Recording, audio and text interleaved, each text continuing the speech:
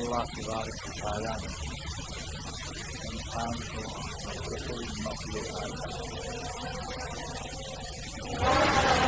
اللہ نے اشرف المخلوقات اور اللہ نے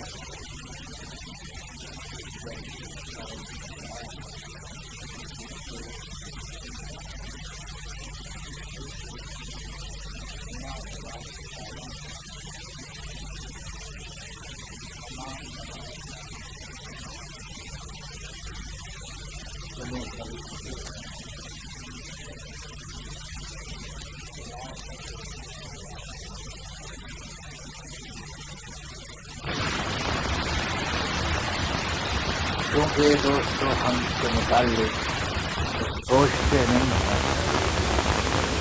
اور جو آدمی اللہ رب العزت کی دی ہوئی عزت کو نہیں سوچتا اور نہیں سمجھتا تو پھر وہ انسان ذلیل ہو جاتا ہے۔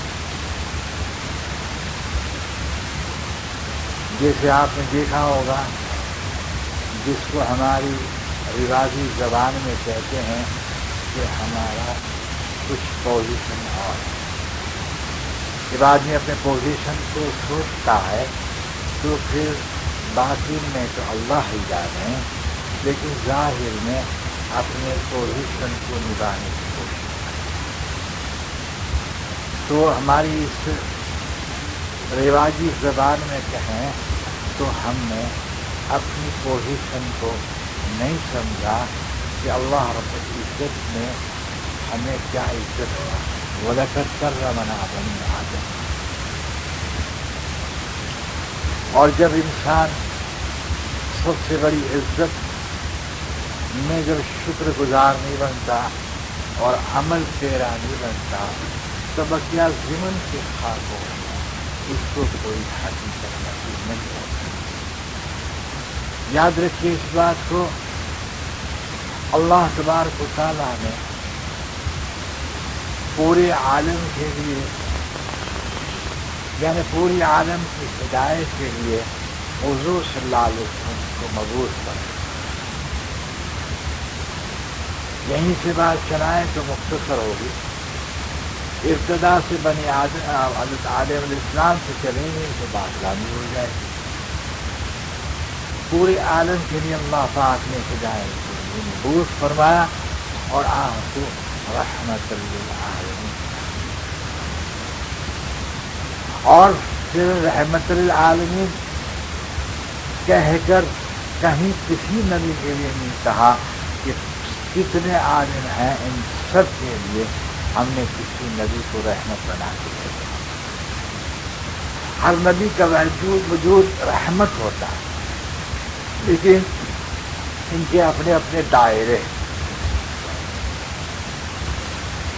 اپنے اپنے مختصر سے دائرے ہیں، لیکن حضور صلی اللہ علیہ وسلم کا دائرہ جتنے عالم ہیں، جن و انسان، یہ سب کچھ ہے، اور اس اعتبار سے اللہ تبارک و تعالیٰ نے ہم کو عزت عطا فرمائی۔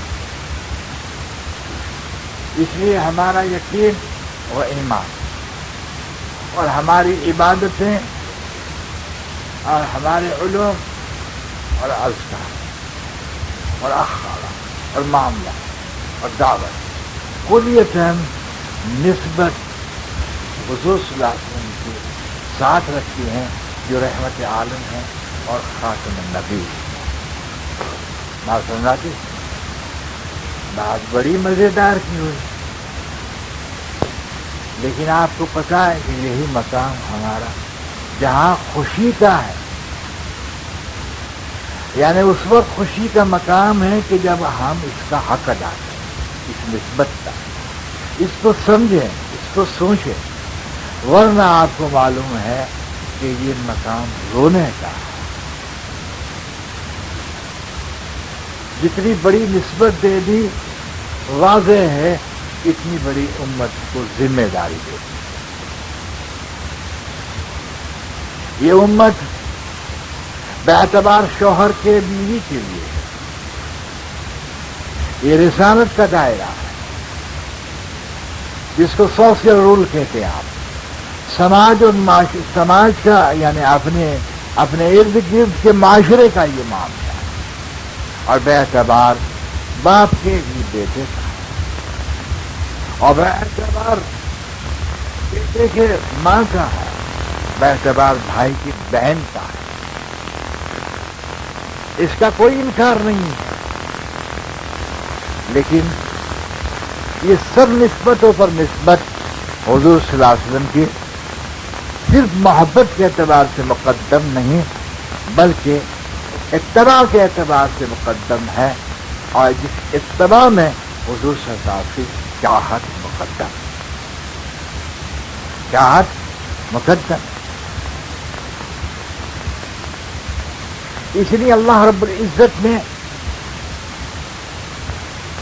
آپ کے مقصد کا وارث بنایا، آپ کا مقصد پورے عالم کا فیضان، پورے عالم میں فیضان، برکتیں، خیریں جو ہدایت کاملہ کے ذریعے آتی ہیں، یعنی ایمان اور اسلام کے صحیح عمل کرنے سے آتی ہیں، ان سب کے کو اطاعت کے دائرے میں باندھا امت کو، اور پھر اپنے ختم نبوت کے ساتھ جوڑ کر یہ تعلیم دی کہ تم میری چاہت کے وارث ہو اور تم خیر الامم کنتم خیر امہ، تمہیں سارے انسانوں کے لیے نکالا گیا ہے۔ تو اللہ رب العزت پروردگار عالم نے جو ہمیں نسبت عطا فرمائی ہے، اس پر امت خوشی کرتی ہے اور یہ ترانے گاتی ہے، خوش قسمت ہے ہم کہ ایسا نبی ملا۔ حقیقت ہے، لیکن تو خوشمتی زبانی خرچ کرتا ہے، تجھے رونا چاہیے اور سمجھنا چاہیے کہ اس نبی کی نسبت علیہ الصلوۃ والسلام جو عالمگیر نبی ہے، اور اس اعتبار سے تیری ذمہ داری تیرے استعداد کے اعتبار سے عالمگیر ہے۔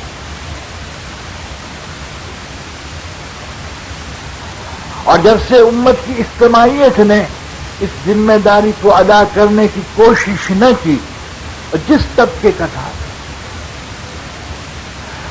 صالح تھا تو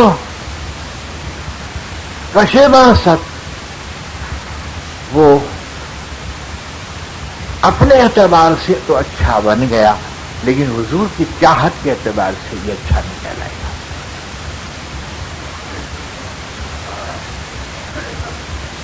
اس لیے ایک کامن سینس یعنی جس کو آپ کہتے ہیں نا، آپ کی بولی میں کہوں، ایک معمولی سمجھ ہے کہ جو انسان کسی کو کام نہیں آتا اور اپنی ذات کو کام آتا ہے وہ اچھا ہے، لیکن اس کا مقام بلند نہیں ہے۔ ایسے کوئی اچھا ہے لیکن اچھائی کو نہیں پھیلاتا، تو اس نے نسبت خاتم النبیین کو سمجھائی۔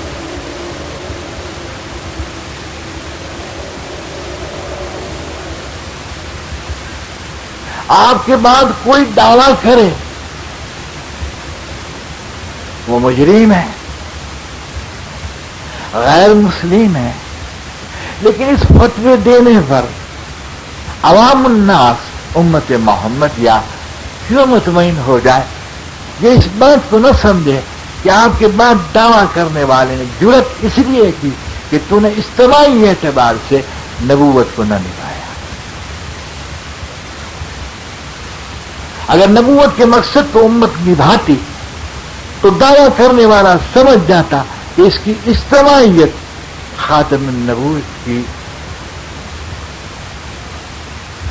پیرو ہوتے ہوئے اس کی وارث ہے، تو کبھی جرت دنیا کے اندر باطن کو کھڑے ہونے کی نہ ہوتی۔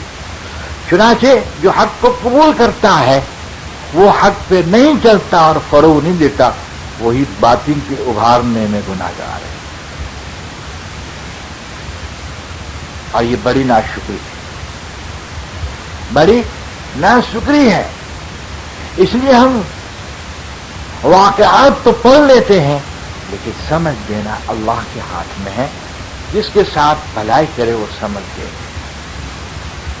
کوئی حضور صلی اللہ علیہ وسلم کی اخلاق کی باتوں پر خوش ہوتا ہے, کوئی آپ کی عبادت پہ خوش ہوتا ہے, اور کوئی آپ کی ذات کی تعریف کر کے مطمئن ہو جاتا ہے کہ اتنے بڑے نبی ملے ہم, کوئی فکر کی بات نہیں ہے. یہ بھی حجاب نورانی ہے جو اندر شیطان چلاتا ہے. یعنی کوئی دنیا کے اندر بڑی پوسٹ پہ ہو, جیسے کوئی سپرنٹینڈنٹ پولیس ہو یا ڈی ایس پی ہو, اور وہ مطمئن ہو جائے کہ مجھے بڑی پوسٹ ملی ہے اور میرے تحت بہت سے کانسٹیبل اور سپاہی ہیں, تو کیا ہوگا؟ نہیں, وہ سمجھتا ہے کہ جتنی بڑی پوسٹ ملی ہے اور جتنے ہاتھے کی ملی اور دائرے کی ملی ہے اتنی میری ذمہ داری ہے نا, کہ بیٹھ جاتا ہے. ہم عجیب لوگ ہیں, ہم عجیب لوگ ہیں, لفظوں کے خاکوں پہ مطمئن ہو کر بیٹھ جاتے ہیں, یہ نہیں سمجھتے کہ اس نسبت کا مطالبہ کیا ہے اور اس نسبت کا تقاضا کیا ہے. اللہ ہمیں سمجھ. معاشرے میں ایک عام بات ہے جو اس دور میں نفسانیت کے اعتبار سے ہے, بتدریج انسان نہ چلے کہ اللہ کا کیا حق ہے اور حضور صلی اللہ علیہ وسلم کی ذات اور اس کی نبوت کا کیا حق ہے, اور اس تذکرے پہ پڑ جائے تو ماں کا کیا حق ہے, باپ کا کیا حق ہے, بیٹے کا حق ہے. تو یہ بتدریج نہیں چلتا, بنیاد سے نہیں چلتا, بلکہ ضمن سے چلتا ہے, اور ضمن سے چلنے والا آدمی جو ہے اپنی ذمہ داریوں سے چھٹکنا چاہتا ہے. معاشرے کا مزاج عجیب بنا, جو ماں کا حد نہ کرے وہ بدنام, جو باپ کا حق ادا کرے بدنام, جو بیوی کا حق ادا نہ کرے بدنام. لیکن امت کا نیک ختم نبوت کا حق ادا نہ کرے وہ نہ بدنام, وہ نیک چلا گیا. سبحان اللہ. جو نماز پڑھے وہ اچھا, اور جو نماز کو عام نہ کرے اس کو کوئی کچھ نہیں کہے. جو پیسے کے روک لے اور خیرات نہ کرے بدنام, لیکن عمل صالحات جمع کر کے اس کو فروغ نہ دے وہ بدنام. معاف کیجیے گا, یہ موسوی ضابطہ نہیں ہے, یہ کلیمی ضابطہ نہیں ہے. یعنی حضرت کریم علیہ الصلوۃ والسلام کو یہ ضابطہ نہیں دیا گیا, اور یہ اس لیے ضابطہ نہیں ہے, یہ نوحی ضابطہ نہیں ہے, بلکہ یہ حضرت محمد صلی اللہ علیہ وسلم کی ذات پاک کو جو ضابطہ ان کو بھی ضابطہ الہیت دیا گیا تھا, یہ ضابطہ عالمگیر ہے, اور عالمگیر ضابطے کے اعتبار سے حضور صلی اللہ علیہ وسلم کی ساری امت ذمہ دار ہے. اور اس کے لیے یہ جو ہے محبت کے اعتبار سے بھی, قانون کے اعتبار سے بھی, تعلق کے اعتبار سے بھی جو مناسب و صحیح مقام آپ بیان کریں, اس اعتبار سے یہ امت ذمہ دار ہے کہ آپ کی ختم نبوت کے مقصد کو جو امت کو سپرد کر کے گئے ہیں, تاکہ امت اس نسبت پر نبوت کا نور لے اور اس کے فیضان لے, اس کی برکتیں لے اور اس کی فضائل لے. اس کے لیے اللہ رب العزت کے محبوب صلی اللہ علیہ وسلم یہ ضابطہ امت کو دیا. ایک مثال میں دو آپ نے پڑھی بھی ہوگی, وہ جہاد کی نسبت پر ہے, اور یہ تو قانون ہے کہ ابتدا میں آغاز دعوت سے ہوتا ہے, اس کو انجام تک نبھایا جاتا ہے. آغاز کبھی جہاد سے نہیں ہوتا ہے, یعنی قتل و غارت سے کبھی نہیں اسلام کا جہاد آغاز ہوا. اسلام خون سے سینچا جاتا ہے, خون بہا کر نہیں سینچا جاتا. خون بہانا اس جہاد کا نام ہے, اس کی تشریح اور ہے. اس لیے دعوت اس کو کہتے ہیں کہ ہر تکلیف, ہر غم, ہر چوٹ وغیرہ نبھا کر اس کو چلایا جائے. تو حضور صلی اللہ علیہ وسلم تمام انبیاء کو آغاز میں دعوت، اور یہ داعی مطلق کے اعتبار سے اللہ کی خلیفے ہوتے، اس کے پہلے زمین پر ابجیکٹ نہیں آیا کرتی، نماز روزے بھی نہیں آیا کرتے، نہیں وہ بھی نہیں آیا کرتے، اس لیے کہ اللہ کا خلیفہ خدا کی صفت پر آتا ہے، خدا کی صفت عبادت میں،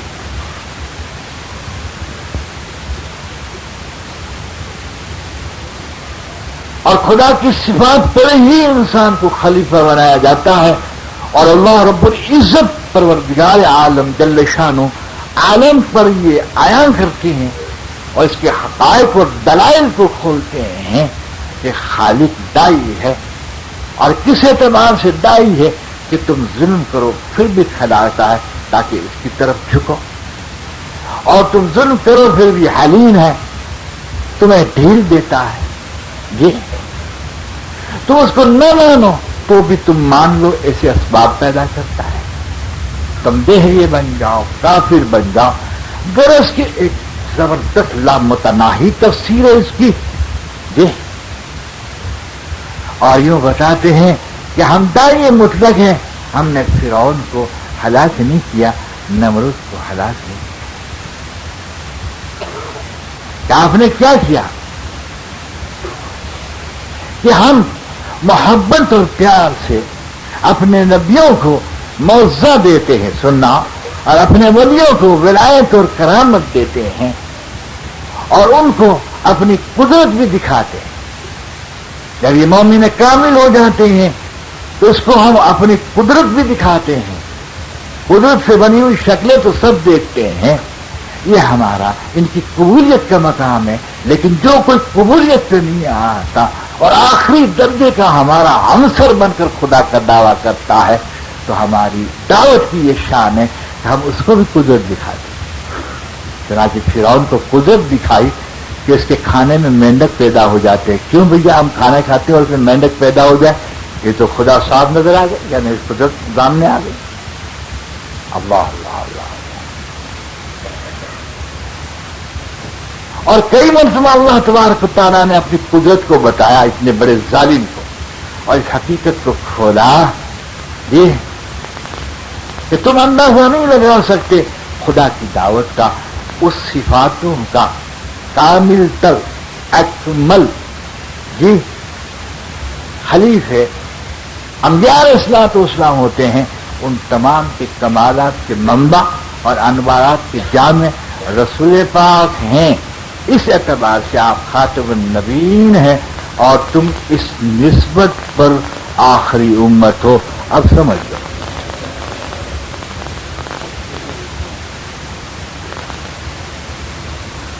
تو دائرہ رسالت میں انہوں نے بیوی کا حق ادا کیا، لیکن نبوت کو جب ضرورت پڑی تو بیویوں کو قربان کر دیا۔ انہوں نے بچوں کا حق ادا کیا، محبتیں بھی کی، بوسے بھی لیے، اچھے کھانے بھی کھلائے، لیکن جب ضرورت پڑی تو بیٹوں کو سپرد کر دیا، اپنے جذبات بھی سپرد کیے، اپنے ارمان بھی، ہر تعلق کو اس نے جھونک دیا، اور جو تعلق اس کے بیچ میں آیا اسے منحرف ہو گئی، تب کہلانے کی امت رہ گئی، نسبت کو نبھانا نہیں آیا۔ تو میں نے جیسے وعدہ کیا تھا کہ ایک آپ کو واقعہ سنا، وہ جہاد کا ہے، تو جان کھپانا اور جان دینا، جان کھپانا دعوت کو کہتے ہیں صفات کے ساتھ، اور جان دینا یہ جہاد کو کیسے لغوی معنی میں تو کوشش ہوتی ہے، لیکن دعوت کے اندر انسان کا نفس نکھر جاتا ہے، نفس جو ہے نکھر جاتا ہے، اس لیے کہ جہاد وقتی ہوتی ہے اور دعوت قائمی ہوتی ہے، دعوت موت تک چلتی ہے اور جہاد وقت پہ میدان کا رخ ختم ہو گیا تو پھر جہاد نہیں رہتی، تلواریں میانوں میں چلی جاتی ہے، تلواریں میانوں میں چلی جاتی ہے، جی ہاں۔ حضور صلی اللہ علیہ وسلم نے یہ واقعہ ہے حضرت زید بن حارثہ کو بلایا، کہا تم الہ کلمۃ اللہ کے فروغ کے لیے یعنی دین کی احیاء کے لیے لشکر لے کے جاؤ اور اس کے امیر زید بن حارثہ ہو، یعنی زید بن حارثہ ہو۔ پھر فرمایا جس کا مفہوم ہے کہ اگر زید بن حارثہ شہید ہو جائے یعنی کمال، کہنے کا انداز دیکھ لیجیے جس میں اللہ نے خبر دی، ایسی خوشبو بھی آتی ہے اور مجھے خبر ہے اس کا دعویٰ بھی ماشاءاللہ غائب ہوتا ہے، کمال ہے، بات کرنے کا تن نبیوں کو آتا ہے۔ تو اس کے بعد تم جو ہے جعفر طیار کو امیر مقرر کرنا، اگر یہ بھی شہید ہو جائے تو عبداللہ بن رواحہ، اور اگر عبداللہ بن رواحہ بھی اگر شہید ہو جائے تو مسلمان آپس میں مل کر مشورہ کر کے امیر کو منتخب کر، تمام بات ایک ایک بات میں موتی پھر ہوا۔ خالد بن ولید کو کیوں نہیں کہا کہ یہ جنگ موتا تھا، اور پہلی یعنی سریا جنگ میں خالد بن ولید اسلام کے بعد پہلے جنگ موتا میں ہی ماشاءاللہ شامل ہوئے ہیں۔ جی ہاں، پہلا ان کا جو اسلام کے بعد کوئی جنگ ہے وہ جنگ موتا ہے، لیکن خالد بن ولید کو کمال یہ کمال نبھایا۔ اس کی تشریح بہت لمبی ہو سکتی ہے، میرے جیسا کیا کرے، اللہ اگر کھولے تو، کیونکہ نبی کی ہر بات ہوتی ہے وہ مسلک سے خالی نہیں ہوتی، اس لیے کہ نبی کو اللہ کہلواتا ہے علیہ الصلوۃ والسلام۔ چنانچہ لشکر چل پڑا، محبت نے جوش مارا، اطاعت نے جوش مارا، موت سامنے نظر آئی۔ اس لیے ایک جاننے والے نے کہا کہ نبی جب ایسے بول بولتا ہے نا میاں تو سمجھنا کہ آپ کے مقدر میں شہادت ہے، اس کے بعد درجے جو بول ہے کیوں وہ سمجھ گئے بات کو، ہو سکتا ہے اور اگر حضور صاحب بتا دیتے تو یقینی بات ہے، خوشبو تو یہی آتی ہے۔ اب محبت نے جوش مارا، اطاعت نے جوش مارا۔ اب منظر دیکھ لیجیے، میں مقدمہ عرض کروں، مسجد نبوی، حضور صلی اللہ علیہ وسلم بالواہ روز اور جمعے کا دن، یہ چاہا کہ جمعہ آخر پڑھ لیں، مسجد نبوی کی برکتیں اور مسجد نبوی کی برکتیں اور جمعے کا دن اور حضور کی محبت اور آپ کی امامت۔ آپ رک گئے اس نیت سے کہ فوراً اٹھنی دوڑا کر لشکر میں پہنچ جاؤں گا، وقت کا خلا نہیں پڑنے دو۔ ہاں یہ بھی نیت، تاکہ حکم بھی نہ ٹوٹے۔ نماز آپ کے پیچھے ادا کی، آپ نے جب دیکھ لیا تو کہا عبداللہ تم گئے ہو نہیں؟ یا حبیب اللہ میں گیا ہوا۔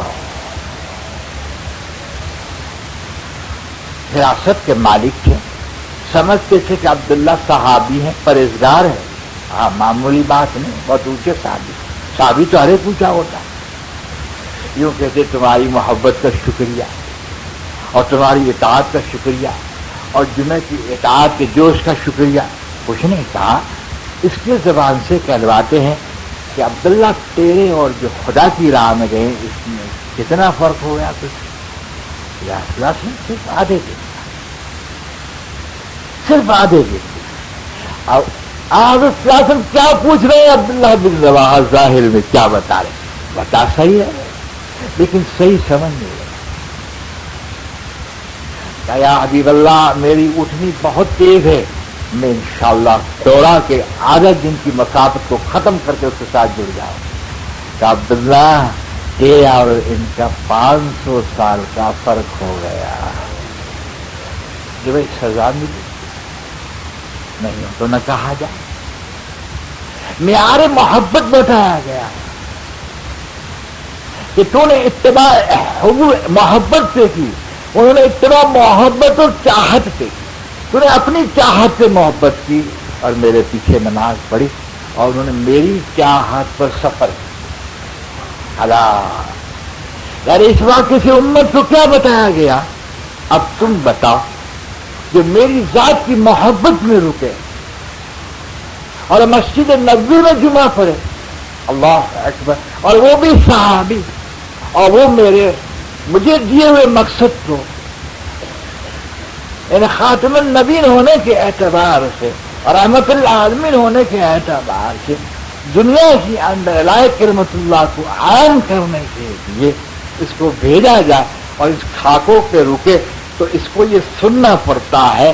تو ہر عالم، ہر فاضل اور ہر ولی اور ہر حاجی، ہر خانقاہ والا، ہر مدرسے والا اور تبلیغ والا یہ سمجھ لے کہ جب حال کا امر قانون ہو جائے اور متفق شریعت مطہرہ یوں کہتی ہو کہ اس دور کے اندر ایمان اور اسلام عمل کے اعتبار سے زوال پذیر ہے، تو پھر یہ ان کا نیک شخص بھی اگر اپنی ذاتی عبادتوں میں لگ جائے تو پھر اس کو کیا سننا پڑے گا، اسے اندازہ لگائے. یہ ساری باتیں کہہ کے میں یہ یوں نہیں کہتا کہ مدرسے والے اس میں چل پڑے مکی مسجد میں، میرا مطلب کہہ رہا نہیں ہے، کیونکہ میں منسوب مکی مسجد اور اس محنت سے میں نہیں کرتا، میں تو خاتم النبوت کی چاہت کی نسبت کی محنت کرتا ہوں، جس کی تشریح جو اہل علم میں جو چاہے کر لے. مجھے اس سے بحث نہیں ہے کہ میں ناقص اتنا سمجھا سکوں یا میں اتنا سمجھ سکوں، میں تو اپنے نفس کو سمجھاؤں اور یوں عرض کروں کہ اللہ تبارک و تعالیٰ اس نسبت کو ہمیں سمجھا دے. تو دوستو بزرگو، اللہ تبارک و تعالیٰ جل شان نے ہمیں جو عبادتیں دی ہیں، اس کی پہلی منزل یہ ہے کہ خدا کی راہ ہمیں عبادتوں کو سنوارنا اور پھر خاتم النبیین کی نسبت پر ان عبادتوں کو دنیا میں زندہ کرنا. پہلی بات کرو. اور جو ہم کو کلمہ دیا، اس کا ایمان دیا ہے، اس کو محنت کر کے اس درجے پہ پہنچانا جی کہ جیسے کہ انسان جس سے ناکام نہ ہوتا ہو اور انسان مخلوق کی شہ میں بہ نہ جاتا ہو اور انسان یقین کی حاضری میں گر نہ جاتا ہو، اس معیار کو پیدا کرنا اور امت کی اندر اس معیار کو چلانا اور اس کے لیے محنت کرنا اور محنت کرنے والے کو اس طرح اٹھانا کہ وہ بھی محنت کرنے والے اٹھانے لگے. اب کلیہ ترخواہ کے پہ آئیے، اخلاق کے اعتبار سے آئیے، سارے خاکوں کو ایک لے کر ایک انسان مجسم اگر کامل بن جاتا ہے تو ہمارے ادب کے ساتھ اس کو سلام ہے، لیکن خاتم النبیین کی نسبت اس کو پکار کر دعوت دیتی ہے کہ دیکھ، تجھے اللہ نے صرف بنانے کے لیے نہیں بھیجا بلکہ بن کر بنانے کے لیے بھیجا ہے، کافر کو مسلمان کرنے کے لیے بھیجا ہے، دہریے کو مسلمان کرنے کے لیے بھیجا ہے. حتیٰ کہ اگر امت گر جاتی ہے تو آگے بڑھ کر اقوام عالم کی طرف تجھے رجوع ہونا ہے تاکہ ہر ایک تک دعوت پہنچ جائے. پھر اللہ جس کو چاہے ہدایت دے اور جس کو چاہے اس کو ہدایت نہ دے. اب بتائیے، بہت زیادہ تقویٰ ہے تو انسان اپنی دوزخ کے لیے روتا ہے، امت کے لیے نہیں روتا. اور کبھی دعا میں کہہ دے کہ اللہ پاک تو معاف کرنا، یہ زبانی بول ہے، اس کے ساتھ درد بھی وابستہ ہو، اس کے ساتھ محنت بھی وابستہ ہو، اس کے ساتھ غم بھی وابستہ ہو، توید وابستہ ہو. اس کی مثال ایسی ہے کہ کوئی سائل آ کر ہم کو یوں کہے کہ جناب کچھ مجھے دے دی، آپ بڑے سخی نکلے، ہاتھ اٹھائیں، یا اللہ ان کو جو رزق ہے وہ وسیع رزق عطا فرما، اے اللہ پاک اس کی ضروریات غیر سے پوری فرما. تو یہ کیا ہوگا؟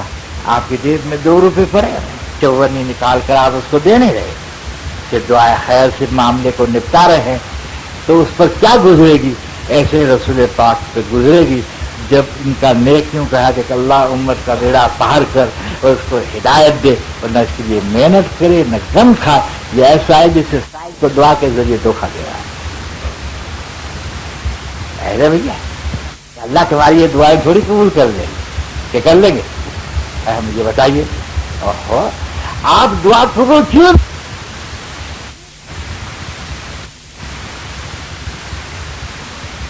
ساد اور نادر کسی کی آمین نکلے، ہاں یہ سب کی آمین نہ نکلے، کیونکہ جان دینے کا اور وقت دینے کا وقت آیا، لیکن یہ کہ اللہ پاک ہماری جان کو اور ہماری تجوریاں مال اور ہمیں صحت دے، تو اتنی آواز اونچی نکلے کہ مسجد کی چھت پہ جنات بھی سننے لگے کہ نیک حضرات کی آمین خوب چل رہی ہے، بڑے متوالے دعا کرنے والے لوگ ہیں۔ نہیں میں اس کو دکھ آبادی میں کروں، ادب کروں، اکرام کروں، تو یوں کہوں کہ ایسی جہالت ہے جو نسبت کو نہیں سمجھنے دیتی، نسبت کو نہیں سمجھنے دیتی۔ اگر انسان کو نسبت سمجھ میں آ جائے اور پھر اس میں ہمت نہ ہو سننا، تو مایوس نہ ہو، پھر اس کی دعا سمجھنے کے بعد پہلا طلب کا ہوتا ہے، اگر طلب صادق ہے تو دعا بھی انشاءاللہ صادق ہے، تو دعا بھی صادق ہے۔ جیسے صحابہ بیمار اور ضعیف اور بوڑھے ہو جاتے تھے تو یوں کہتے تھے اللہ نہ چل سکتے اور نہ مال، ورنہ ہم لگ جاتے تیری راہ میں، تو حضور خدا کی راہ میں نکل کے یوں فرماتے تھے کہ وہ جوفا اور بیمار بھی برابر کے ہمارے شہید۔ اللہ اکبر کبیرہ دیکھا۔ اب چاہے امت میں پروفیسروں کی کثرت ہو جائے، اس میں ڈاکٹروں کی کثرت ہو جائے، اس میں کسانوں کی کثرت ہو جائے، اس میں ہر طبقے کی کثرت ہو جائے، لیکن پتہ ہے آپ کو اللہ پاک نے اس امت کو خیر کے اعتبار سے پورے عالم کے لیے نکالا ہے۔ جب یہ امت اس طرح سے استعمال ہوگی تو کوئی کمائے گا اور یہ کھائے گا۔ صحابہ کو پوچھیے آپ نے کیا کیا کہ ہمیں وقت ملا تھوڑا سا تو خاورا ایک آدھ مدینے کی زمین سے مار لیا، کئی مزدوری کر لی، لیکن ہم جب وقت آیا دعوت دیتے دیتے جہاز میں پہنچے تو اللہ پاک نے ہم کو فارغ کر لیا اور فتوحات کا اتنا مال آنے لگا، اتنا سونا آیا، اتنا چاندی آئی، ہمارا کام رہ گیا عبادت، جہاد اور دعوت، اور سب کا کام ہو گیا جزیہ دیکھنا اور ہم کو کھلانا۔ غلط بات ہو تو بتاؤ مجھے، ہاں مجھے بتائیے، غلط ہو بتائے۔ اب ہمارا کام رہ گیا کمانا کھانا، اس سے فتوا لے کے دوڑے، جناب آپ کیا کہہ رہے ہیں؟ علماء حضرات کے کمانا عبادت کے بعد فرض ہے، کہ اور بھی کچھ بتاتے ہیں کہ صرف کمانا ہی بتاتے ہیں؟ خدا کے بندے ہو تو جو پوچھے گا وہی جواب دیں گے، تیرے لیے 2 گھنٹے کی تقریر کرنے کے لیے تھوڑی فارغ ہے، وہ بخاری پڑھاوے مسلم پڑھاوے تیرے سامنے تقریر کرے۔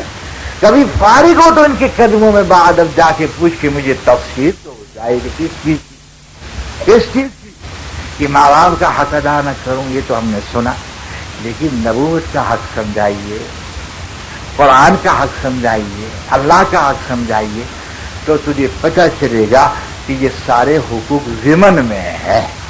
اصل میں ماں باپ کا حق جو ہے وہ اللہ کے حکم کو پورا کرنا ہے، ماں کو تو دیکھ کے نہیں کرنا، اللہ کی بات سامنے رکھ کے کرنا ہے۔ باپ کا تو حق اللہ کی بات کو سمجھ کر سامنے رکھنے کرنا ہے۔ جی ہاں، تو معاف کرنا، جو اللہ رسول کا حق ادا نہ کرے وہ ماں باپ کا حق کہاں سے ادا کرے؟ اور زمانہ شاہد ہے، یعنی دور شاہد ہے کہ تو دیکھ رہے کیسا حق ادا ہو رہا ہے، کیسا حق ادا ہو رہا ہے۔ اس لیے یونان کا، یہ تو غالباً بنی اسرائیل کا واقعہ ہے، پوچھتا ہوں تو اللہ معاف فرما دے۔ یونان کا تختہ جب الٹنے کے لیے جبرائیل علیہ السلام کو حکم ہوا تو جبرائیل علیہ السلام نے پر کی نوک پر پورے یونان کو اٹھا دیا۔ طاقت ہے اللہ نے دی ہے، ہاں، کہ آپ کے غالباً 100 تو پر ہیں، اور ایک پر اگر کھلے تو مشرق اور مغرب چھپ جائے۔ تحت الثرى میں آپ کے پیر پہنچے، اصل حیت میں آوے، اور سدرۃ المنتہا پہ سر پہنچے 7000 سال تک چلے جاؤ جب سر ملے آپ کا، جب اپنے اصلی قد میں آؤ. اور اسرافیل جو مستعد ہے کب حکم ہو جائے، وقت پہ حاضر نہیں ہوں گا تو کیا ہو جائے گا، ڈر کے مارے ایک پھونک مارے سارے عالم کے پہاڑ، اب اربوں ٹن تو کہہ نہیں سکتے، قدم ٹن بھی نہیں کر سکتے، خدا جانے کی تمام کی تمام اڑے. اور وہ بھی کیسے؟ قرآن کو اٹھا کے دے جیسے روئی کے گالے اڑ رہے. یہ کتنی طاقت، یہ تو دی ہوئی طاقت ہے. اس کو حضور نے طاقت نہیں فرمایا، بلکہ حضور صلی اللہ علیہ وسلم نے تو یوں فرمایا طائف میں، نہ تیرے سوا کوئی طاقت ہے اور نہ کوئی قوت ہے. طاقت اس کو کہتے ہیں جو دے، جو لے وہ طاقت والا نہیں کہلاتا. سمجھے؟ وہ طاقت والا نہیں کہلاتا. چنانچہ پر کی نوک پر اٹھا لیا، لیکن دیکھا ایک معمر ضعیف نورانی چہرہ عابد صالح، آخر مقربین فرشتوں میں سے تھے. سوچ گئے کہ کہیں ایسا نہ ہو کہ اللہ کی اطاعت کرنے والا بھی غرق ہو جائے. اس نے عرض کیا یا اللہ یہ تیرا صالح بندہ جو میں دیکھ رہا ہوں، میں نے یہ نوک پر تیرے حکم سے اٹھا لیا، کیا اس کے بارے میں کیا حکم ہے؟ اللہ نے فرمایا پہلے جھٹکا مار کر اس کو ختم کر، پھر بدوں کو خراب کر، اس لیے کہ یہ کمی دس کا مس نہ ہوا. دنیا میں برائیاں پھیل رہی تھی، میرا حکم ٹوٹ رہا تھا اور یہ اپنی نیکی پہ لگا ہوا تھا. چنانچہ ایک جھٹکا مارا، وہ پہلے مرے، اس کے بعد یونان کا تختہ الٹ گیا. تو بنی اسرائیل کا اگر واقعہ ہو تو ان پر حجت نہیں تھا. اس کی نسبت خاتم النبیین کے اعتبار سے نہیں تھی، کلیمی اعتبار سے تھی.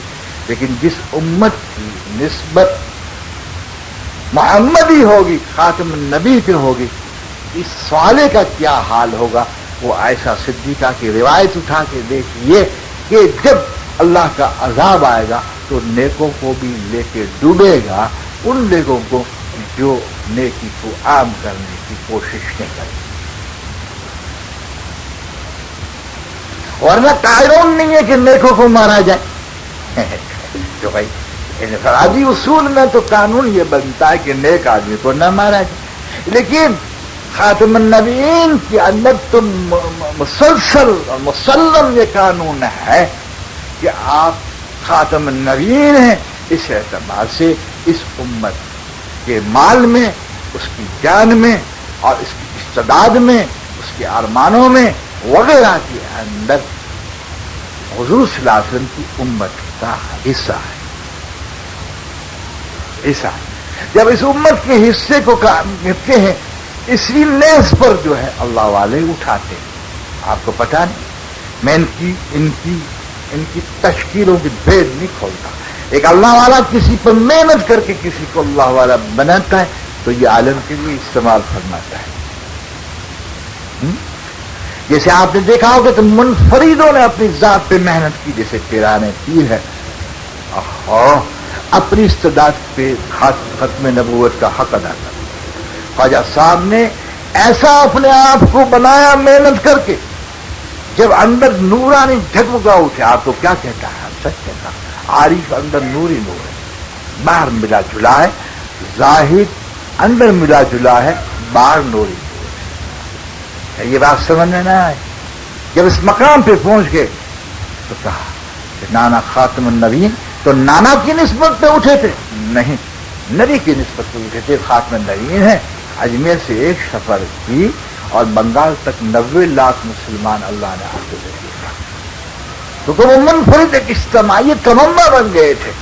اس لیے کہ فرد جب بنتا ہے تو اجتماعیت کی طاقت اس میں پیدا ہو جاتی ہے. اجتماعیت کی طاقت انسان کے اندر اس وقت آتی ہے جب رسول پاک کی ترتیب پر اعمال کو لیتا ہے اور اس کو استعمال کرنے کی کوشش کرتا ہے. چنانچہ خاتم النبیین کو جو اللہ نے ضابطہ دیا ہے وہ فرد کو بھی اجتماعیت کے مقام پہ پہنچا دیتے ہیں. چنانچہ جب حضرت مہدی تشریف لائیں گے تو آپ کے اکیلا وجود ایسا ہوگا کہ اس سے پورے عالم کی اسلام کی روحانیت آپ کے آگے ایک ذرے کے برابر نہیں ہوگی. جی، اور آپ کے ذریعے اللہ پاک اجتماعیت کو اٹھائیں گے اور پورے عالم کے اندر. لیکن اس کا مطلب یہ نہیں ہوتا دوستوں بزرگوں کہ ہم بنے ہوئے پہ نگاہ رکھیں جی، کہ کوئی اللہ والا کھڑا ہو جائے اور حضرت مہندی تشریف لائے تو ماشاءاللہ کام ہو جائے، ہم بیٹھے بیٹھے روٹیاں کھاؤ. نہیں، معاف کرنا، یہ رجحان جو ہے یہ رجحان عمل میں سست ہونے کے اعتبار سے نہیں ہونا چاہیے. یہ ایمان کے تو دائرے میں بات ضرور آنی چاہیے کہ حضرت تشریف لائیں گے، لیکن میں اس وقت حال میں موجود ہوں، میری ذمہ داری کیا ہے اس پر استعمال ہو جانا چاہیے. اللہ نے کیسا موضوع اٹھایا، میں خود بولتا ہوں، میں خود حیران ہوں. اب آپ بتائیے ماشاءاللہ اس میں سوال کون سا مخالفت کا رہتا ہے؟ اگر آپ کے پاس کوئی میدان ہے کہ ہم بھی محنت کرتے ہیں اپنی ذات کو سنورنے کی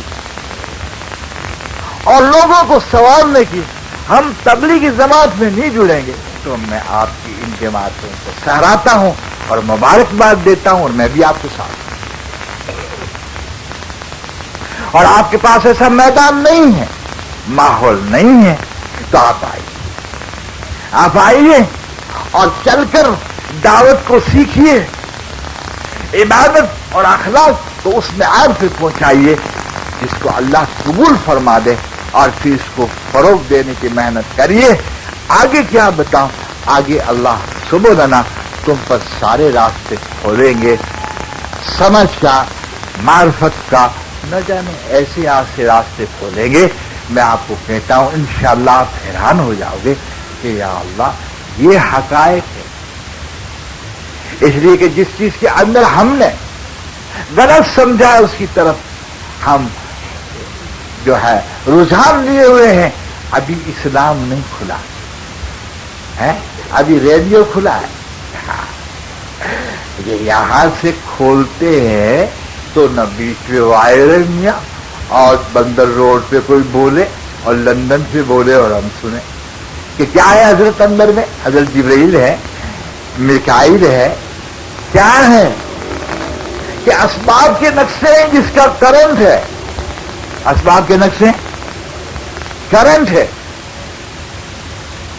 یہاں سے وائرلیس کرے اور لندن میں سن لے، کہنے بھیا ہے نا. یہاں سے ٹیلی فون کریں، ٹیلیکس کریں، بیچ میں کوئی وائر نہیں میاں. ٹیلیکس میں کوئی وائر ہوتا ہے؟ مادے کی ترقی میں حیران. اور بیچارہ اسلام بیچارہ اسلام نہ کوئی کرنٹ رکھے، نہ کوئی نور رکھے، نہ کوئی چیز رکھے. سبحان اللہ، اللہ نے پوشیدہ کچھ تو رکھا، لیکن عبرت کے لیے کچھ تو کھولا کہ صحابہ کی زندگی کو تو دیکھ لے، تجھے اسلام اس میں نظر آئے گا. تیرے اندر اسلام آوے کہاں سے نظر جب اندر ہے.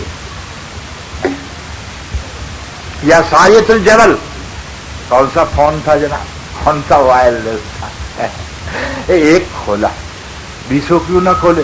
یہ بات جتنی کھولنی ہوتی اتنی کھولتے ہیں. یہ کوئی مادہ تھوڑے جو ہر جگہ کھول دے گا. یا سایت الجبل کہاں ہے؟ مسجد نبوی کے ممبر پر غالباً کھڑے ہیں اور وہ خدا جانے کتنے ہزار مائل پر وہ صدر سایہ ہیں، اور وہاں آواز پہنچ جاتی ہے. بہت اعتقاد سے اونچے لوگ جاتے تھے، اللہ نے پہنچا دی. میں نے کہا تیری تو کبھی پہنچائی نہیں، تیرا بھی تو توحید کا متوالا، توحید کی شرح کر کے رسالت کو بھول جاؤ گے. بندہ خالق کی تعریف کرتا ہے تو خالق بندے کو عزت دیتا ہے. جب بندہ کہتا ہے آپ نے سب کچھ کرایا، صحیح ہے انہیں نے کرایا، تو وہ کہتا ہے نہیں تو نے. بعض تو یوں چھٹک جاؤ رہے ہیں. بہت روشے توحید کے متوالے جو اللہ نے پہنچائی تو تیرا بھی اللہ ہے، کبھی تیری بھی پہنچاتے. اس کی اس لیے پہنچائی کہ وہ پہنچے ہوئے، اور تیری اس لیے نہیں پہنچاتی کہ تم پہنچا ہوا نہیں ہے. پھر کیا نہ دکھایا، کیا نہ دکھایا. آج سائنس کی ساری طاقت مل کر ایک شہر کو کہہ دے گا یہاں سے چلا جا، तुम यहाँ कुर्रा की वो साइंस वाले का गर्दन पकड़ लेगा और ये पूरे जंगल को कह देवे खाली कर दो तो सब चले जावे। ये इस्लाम की ताकत है। सूखी हुई नहरों को हुक्म दे दे चल, अगर अल्लाह की मर्जी है तो न चल, लेकिन इसकी मर्जी नहीं है और तू चाहती है कि ये भोग दिया जाए तो कोई जरूरत नहीं है हमें तेरी। और वो खुश्क नहरें चल पड़े, कहने खुश्क नहरें चल पड़े। तुम आयतुल कुर्सी उठा के देख लो, सारी खबरें अल्लाह कहते हैं कि हमको है किसी को नहीं है, लेकिन हम जितनी चाहते हैं देते हैं। तो कितनी एक जर्री देते हैं। नौज़ बिल्लाह, ये करीम है, बखील है, ये अता अपनी शान के एतबार से करते हैं अल्लाह ये। लेकिन तुझे रहना क्या है? अब बात क्या रही कि इस्लाम की ताकत का तेरी जात में से तो कोई मुजाहिरा न हुआ और उम्मत की इज्तिमाइयत में से भी नहीं होता।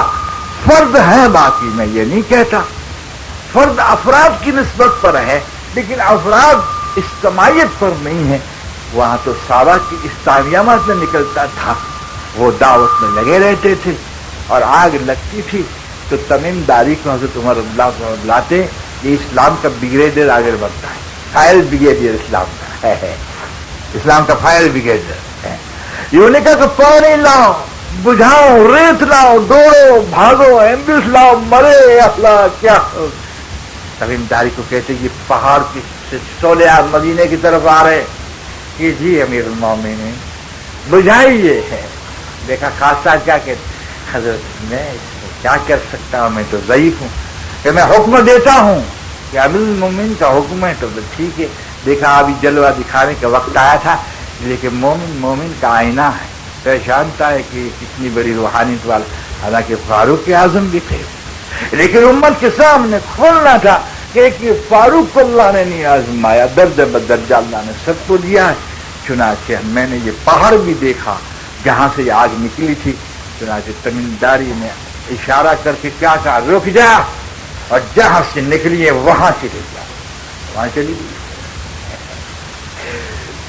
कुछ नुकसान हुआ, तेरा फाइगर बिगड़ पहुंचे इसके पहले तो कुछ जल ही जा रहे।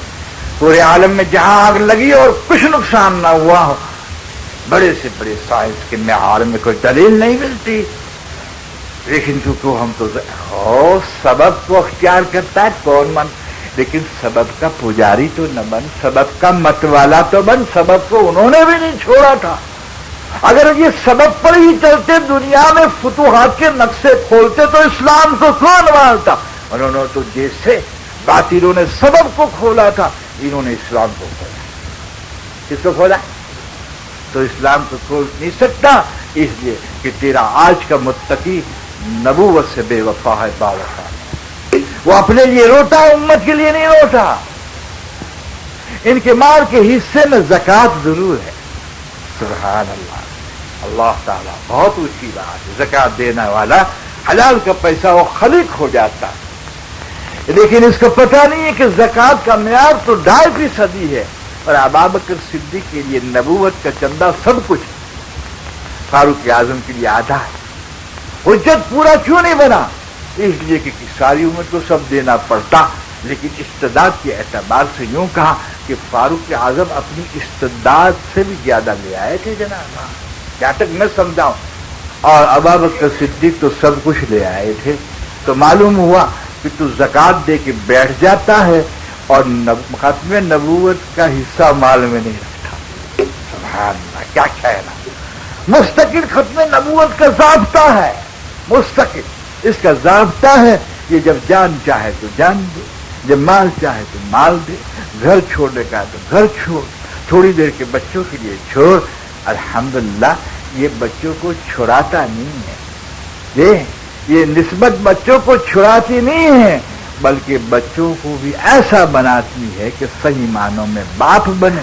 पहले ये बंदा बने, फिर हुजूर की उम्मत बने और फिर बेटा बने।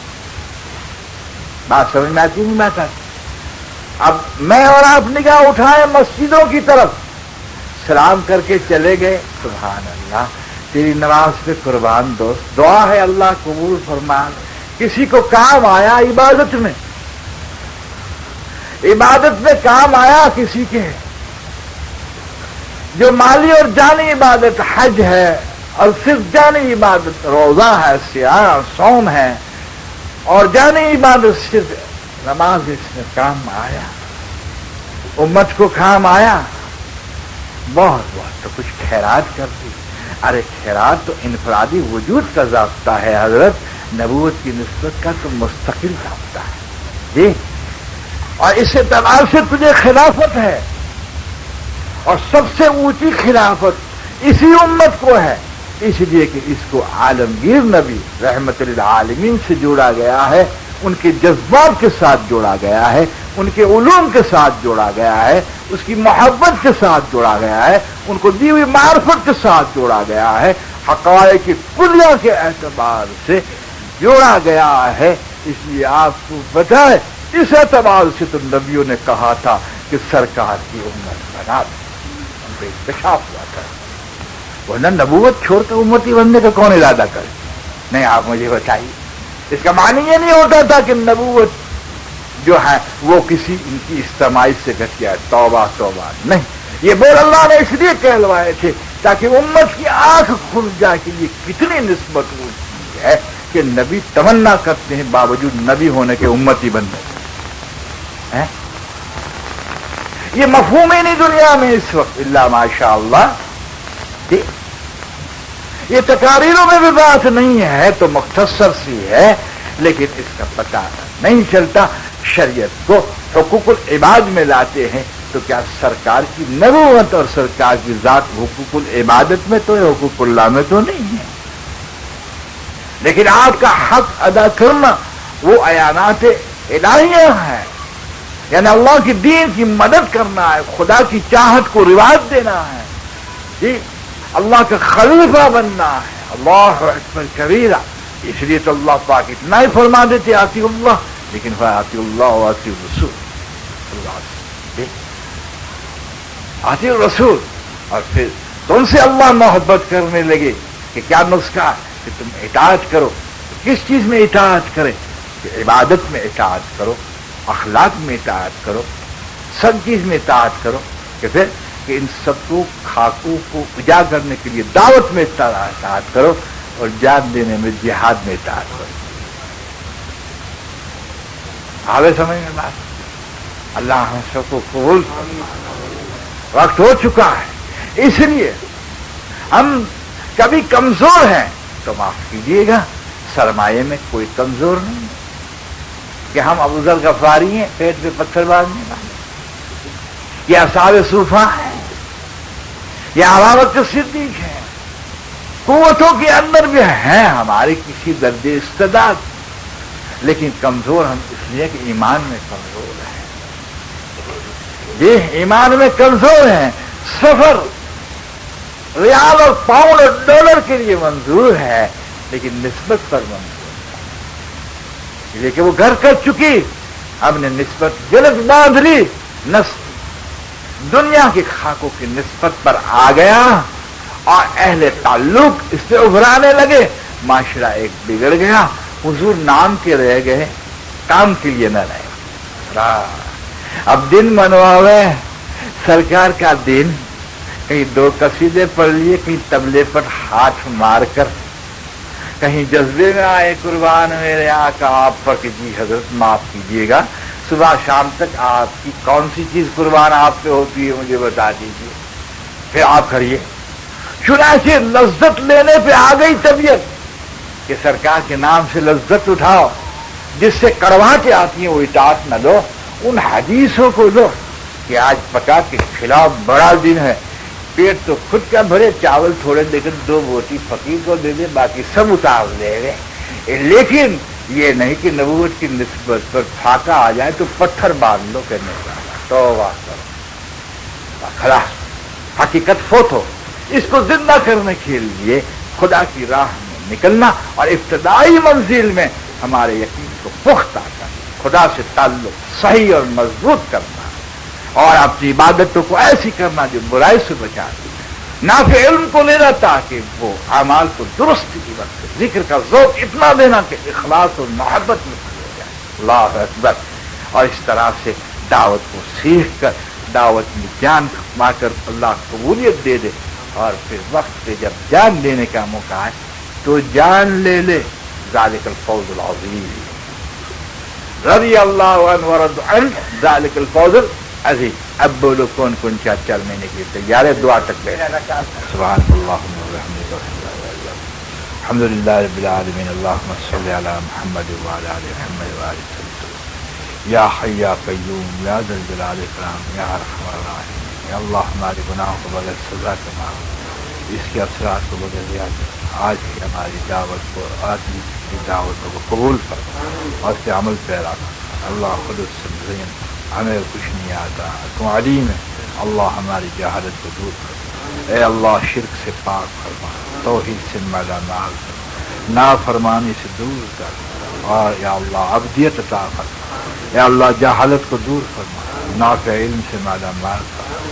یا اللہ غفلت سے دور فرما اور ذکر کا ذوق عطا فرما. اے اللہ بد اخلاقی سے بچا لے اور اخلاق سے مزین فرما. اے اللہ ریاکاری و عجب سے بچا لے، اخلاص سے مالا مال فرما. اے اللہ دعوت کی نعمت سے قبول فرما. اے اللہ جہاد کے لیے قبول فرما. اے اللہ جینا رہنا تیرے لیے قبول فرما اور مرنا بھی تیرے لیے قبول فرما. پوری امت کو قبول فرما. ہماری اولادوں کے لیے جو دعائیں مانگی قبول فرما. آج تک جتنی دعائیں مانگی اور مانگے سب کے سب قبول فرما. ہمارے پر رحم فرما، توجہ فرما، کرم فرما، آسانی کے دروازے. اللہ ہم کچھ نہیں ہیں، اللہ اپنا بندہ بنا لے. بندہ بنا کے رکھ، بندہ بنا کے اٹھا. خیر الامم میں قبول فرما. اے اللہ ختم نبوت کا حق ادا کرنے کی توفیق. اللہ تو ہمیں استعمال فرما جیسے تو نے اپنے پیاروں کو استعمال فرما.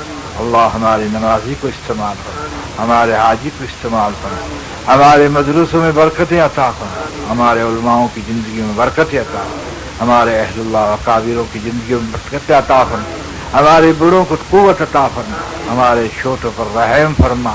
اے اللہ تو ہم سے راضی ہو جا، ہمیشہ ہمیشہ کے لیے راضی ہو جا. تیرا محبوب بھی راضی ہو جائے اور جنت الفردوس میں حضور صلی اللہ علیہ وسلم کا پڑوس نصیب فرما اور تیرے دیدار عطا فرما. ربنا تقبل منا انك انت السميع العليم وتب علينا انك انت التواب الرحيم. وصلى الله تعالى على خير خلقه محمد وعلى اله وصحبه اجمعين برحمتك.